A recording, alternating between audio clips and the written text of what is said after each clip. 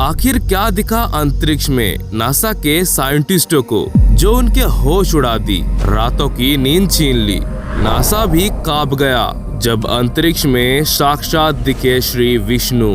दोस्तों, ठीक 2 साल पहले नासा ने ब्रह्मांड की एक ऐसी तस्वीर निकाली थी जिसे देखकर नासा के साथ साथ इस दुनिया का हर मनुष्य चौंक गया था। आखिर उस तस्वीर की सच्चाई क्या थी और किस तरह से वो वेद और पुराण से जुड़ी हुई है। लेकिन उसके लिए सबसे पहले आपको भगवान श्री कृष्ण और भगवान विष्णु के बारे में वो बातें जान लेनी चाहिए जो कि आपको जानना बेहद ही जरूरी है, क्योंकि इन बातों का जुड़ाव नासा को मिली उस चौंकाने वाले तस्वीर से है। भगवान श्री कृष्ण ने गीता में एक काव्य कहा है कि इस दुनिया के हर एक जीव में मैं हूँ, कण कण में मेरा ही वास है, जीवों की आत्मा हूँ। कल भी मैं था, आज भी मैं हूँ और कल भी मैं ही रहूंगा। इस दुनिया के आरंभ में मैं हूँ, इस दुनिया के मध्य में भी मैं हूँ और अंत में मैं ही रहूंगा।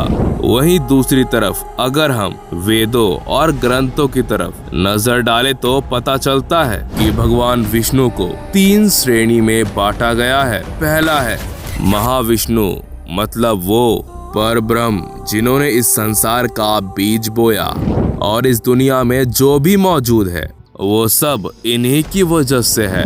आपकी आत्मा, यहाँ तक कि आपकी बुद्धि भी सब कुछ महाविष्णु की देन मानी जाती है। दूसरा है क्षीरोदक्षाई विष्णु। जब हम बात करते हैं हर जगह भगवान है, हवा में, मनुष्य में, धरती के कण कण में, अर्थात छोटे से छोटे चीज में भगवान है, तो वहाँ बात की जाती है क्षीरोदक्षाई विष्णु की। तीसरा और अंतिम है गर्भदक्षाई विष्णु, जिनके लिए कहा जाता है इन्हीं के नाभि कमल से भगवान ब्रह्मा की उत्पत्ति हुई थी और फिर सारी सृष्टि की रचना के बाद खुद भगवान विष्णु ने ही उसे संभालने का कार्यभार उठा लिया था।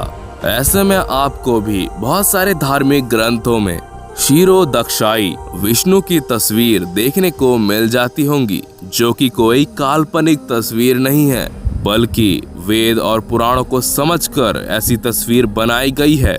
ध्यान से देखे तो जिसे नासा ने मिस्टिक माउंटेन का नाम दिया है, इसकी तुलना विष्णु की तस्वीर से करे जो कि काल्पनिक नहीं है, तो आप पाएंगे कि नासा की तस्वीर बहुत हद तक भगवान विष्णु के तस्वीर के रूप में मिलती जुलती है।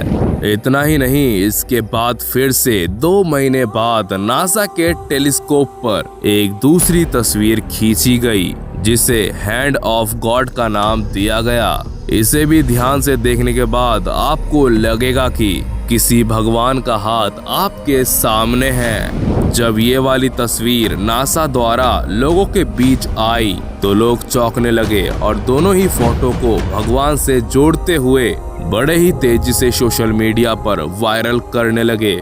धीरे धीरे इन दोनों तस्वीरों ने पूरी दुनिया में तहलका मचा दिया। कुछ लोगों ने हाथ वाले तस्वीर को लेकर ये भी कहा कि उंगली के ऊपर सुदर्शन चक्र है। इसका मतलब ये हुआ कि आप माने या ना माने, इस दुनिया में हर एक चीज, यहाँ तक कि की पूरी दुनिया भगवान विष्णु के अंदर ही विद्यमान है। इसीलिए समय समय पर प्रकृति ऐसे चमत्कार दिखाती है जिसे देखकर विज्ञान के भी होश उड़ जाते हैं। लेकिन अफसोस की बात यह है कि विज्ञान इन सभी बातों पर बहुत ही कम विश्वास करता है, यूं कहे कि विश्वास करता ही नहीं है। जब यह तस्वीर ट्विटर और इंस्टाग्राम पे वायरल हुई तो लाखों करोड़ों लोगों ने इसे भगवान विष्णु की ही तस्वीर मानी और ये भी बताया कि भगवान विष्णु अपनी योग निद्रा में विश्राम कर रहे हैं। अब यहाँ बहुत सारे लोग ये भी कह सकते हैं कि ये गलत है और विज्ञान की वजह से ही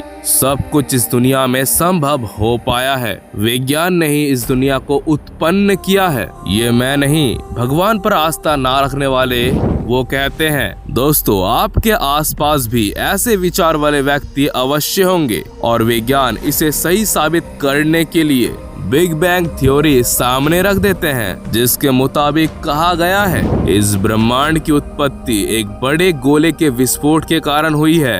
दोस्तों, साइंटिस्ट केवल थ्योरी दे सकते हैं, रियलिटी तो सब जानते हैं। तो अब यहाँ एक सवाल उठता है कि वो बहुत बड़ा गोला आखिर आया तो आया कहाँ से? साथ ही हर जीव की मृत्यु की होती है, और क्यों नहीं विज्ञान मरे हुए लोगों को जिंदा कर पाया? ऐसे बहुत से सवाल हैं जिनसे विज्ञान भी अपना पल्ला झाड़ लेता है, और इसीलिए कहा जाता है कि जहाँ पर विज्ञान की सोच खत्म होती है, वहीं से वेद पुराणों में लिखी गई बातें शुरू होती है। फिर ऐसी बहुत सारी चीजें हैं जिन्हें विज्ञान अब समझा पाया है, लेकिन वेद और पुराण में वो सभी कब खत्म हो चुके हैं। पौराणिक काल की बात करें तो उस समय दुनिया इतनी उन्नत नहीं थी। अपनी शक्ति की मदद से ईश्वर को देखा जा सकता था, जिसे विज्ञान के लिए सोचना भी असंभव था, और यहाँ तक पहुँचने की बात तो बहुत ही दूर है।